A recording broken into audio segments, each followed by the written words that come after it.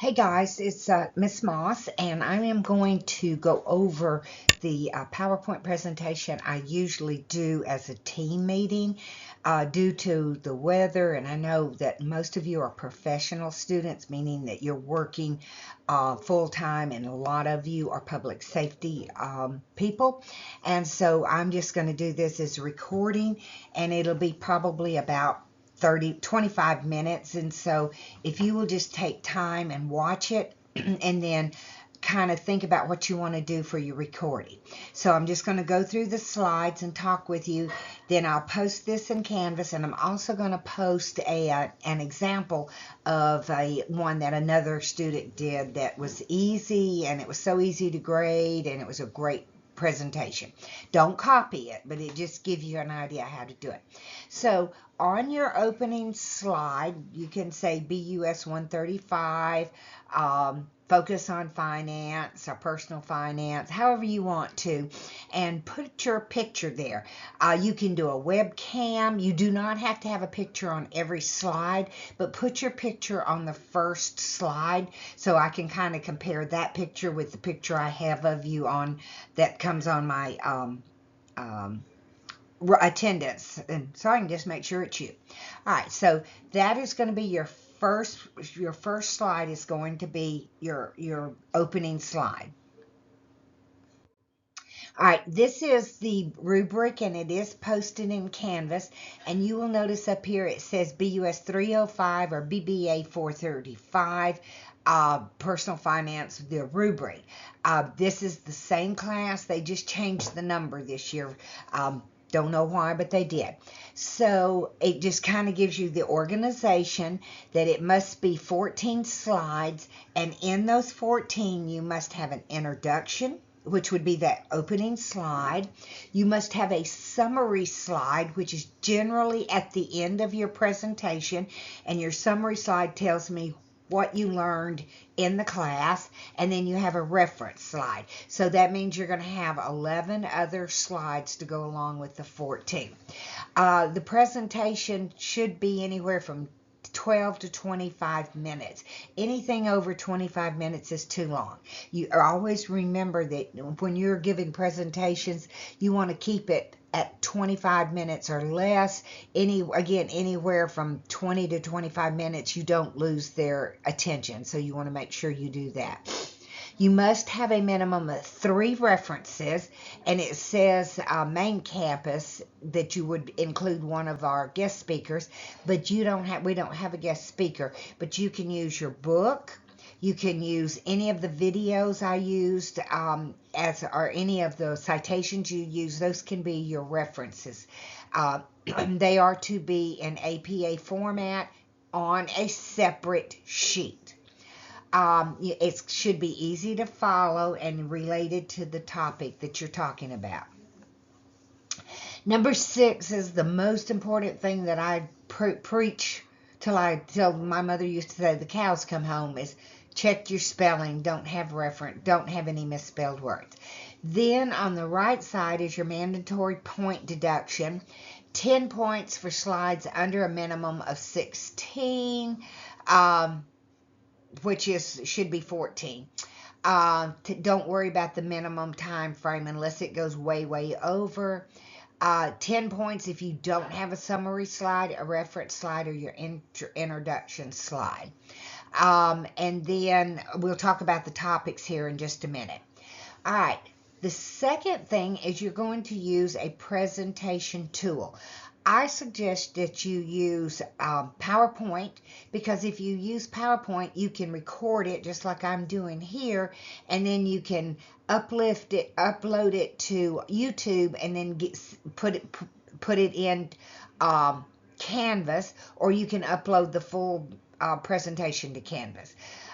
It has to be recorded. So that's why I said use PowerPoint, because you can record right in PowerPoint.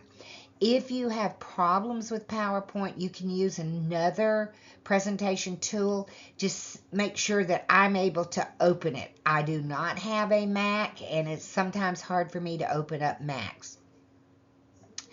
You want to use a professional template, and you want to make sure your colors are kind of pleasing. You don't want to use fluorescent green or different things like that, because remember, this is a professional presentation and you want it to look professional.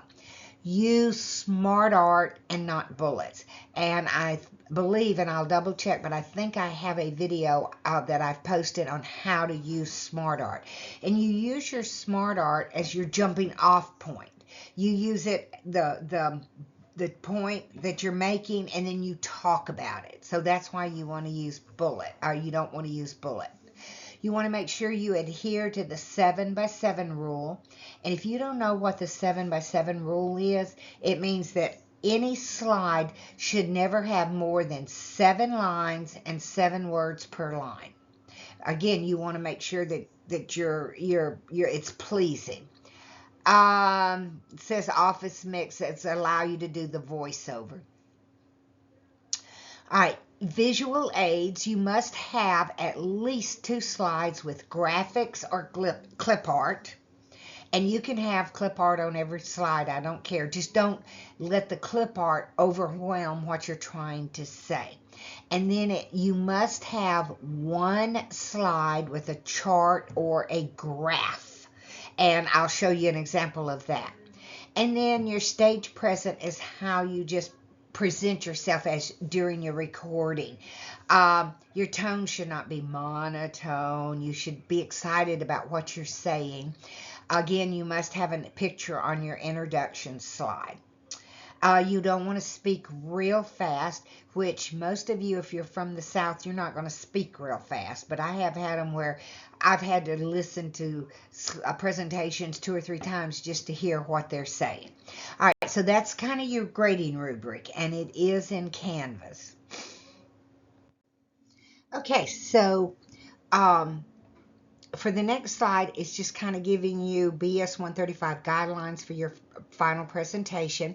Again, 14 slides, and the reason being is because I combined chapters 1 and 2, and then we skipped chapter 4, so that's why it said 16, but here it says 14, so you need 14 slides. 1 slide per chapter based on the topic for the chapter. Make sure you have your introduction page, your reference page, and your summary page. You've got to have those. Number 2, you're going to use PowerPoint recording or another presentation tool. I highly recommend PowerPoint because you can record right in PowerPoint, and you have access to PowerPoint through your Office 365. So use PowerPoint, record it, and then you can upload it to Canvas, or you can upload it to, after you've done your recording, to YouTube, and then post the YouTube in Canvas. Number 2, or 2 was talking about that. It has to be narrated. Make sure before you upload it that you got narration that you can hear, because if you can't hear it, I know I can't hear it. Number 3, do not use bullets. We are going to use smart art, and I believe I have a video posted in Canvas that shows you how to use bullets. You use bullets or smart art as you're jumping off points, and I will show you what I'm talking about in the next slide. That it's just the basic point that you're trying to make, and then you tell me what that topic is about. You've got to have graphics and tables and charts to illustrate your points. Work on your presentations as you get a chance each week. Don't wait till the last week. I always told my students that what you wanted to do was to do a slide for every chapter that we've done. So we're doing 1 and 2 and 3 and 4. So this weekend or beginning of next week, go ahead and get 2 slides done. And then as you would go through these chapters, do a slide. The last week, then make sure that's when you do your recording. Your presentations have to be submitted by Friday, March the 6th. Or you will receive a 0, and that is 20% of your final grade. So you do not want to get that. And then, of course, you're going to submit it through Canvas as a file upload. All right, These questions that are on the right-hand side are the whole list is posted in Canvas. I'm just kind of going over telling you what you're going to do. So chapter 1 and 2 is based on our SMART goal setting that we looked at in chapters 1 and 2. And you are going to tell me in your presentation, what is your short-term goal, 1 year or less? Could be setting up a budget. It could be stop eating out other than 1 time a week. Then you have an intermediate goal that is 5 years or less. It could be having an emergency fund set up. And it's all to be financial. Don't say it is to buy a new car. Well, that's financial. A lot of them say, oh, I want to graduate. No, I want this to be financial. So think about things that you need to do for finances. And then your long-term goal, 5 years after. It could be buying your own house. It could be getting debt-free. It could be starting an investment portfolio, something like that. Chapter 3 is you're going to identify saving and investing decisions that's going to minimize those future income taxes.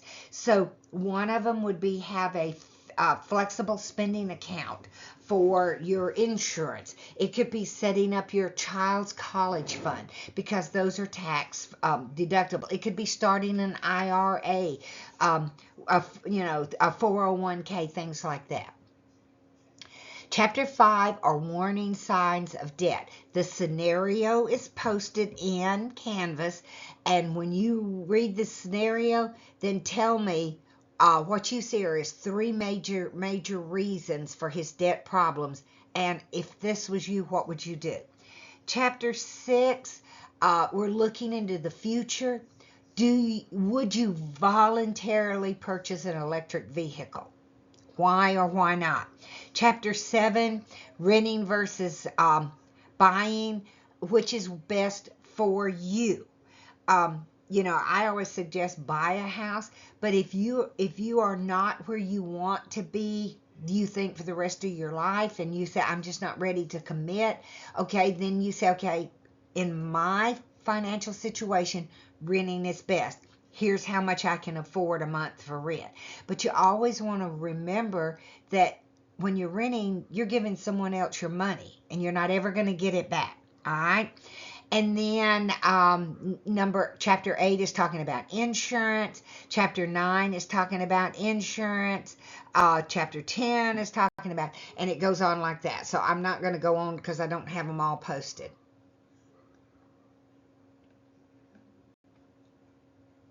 Okay, so I'm just going to give you a brief overview of what your presentation should look like. I'm not going through every chapter. So chapter 1 and 2 is goal setting, and SMART, specific, measurable, action-oriented, realistic, and time-based. You do not have to tell me what these mean. I've taught this class long enough. I know what they mean. I want you to tell me what your short-term goal is based on these goal setting, what's your intermediate and your long-term. Chapter 3 is minimizing taxes, and I told you about that. Buying a house, 401ks, a Roth IRA, investing decisions. How can you save on taxes?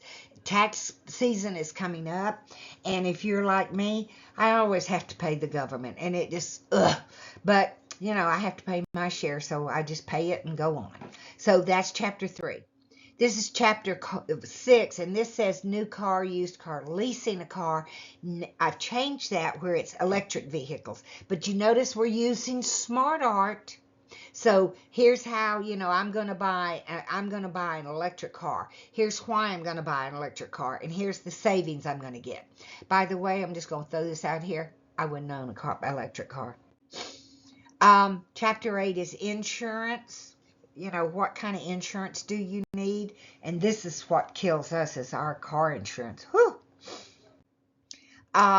Chapter 10, and this is very important for you guys because 99% of you are working adults, and you need insurance.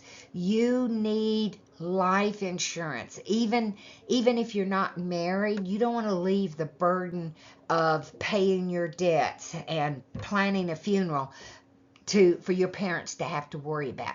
So we're going to be talking about the basic two types of insurance. There are others that your book covers: term and whole life. Which is best for you? You tell me that. Chapter 12 and 13 is investing. And this is one of my favorite ones, is because I'm going to give you $50,000, I wish. And you're going to invest it. That you have to invest it.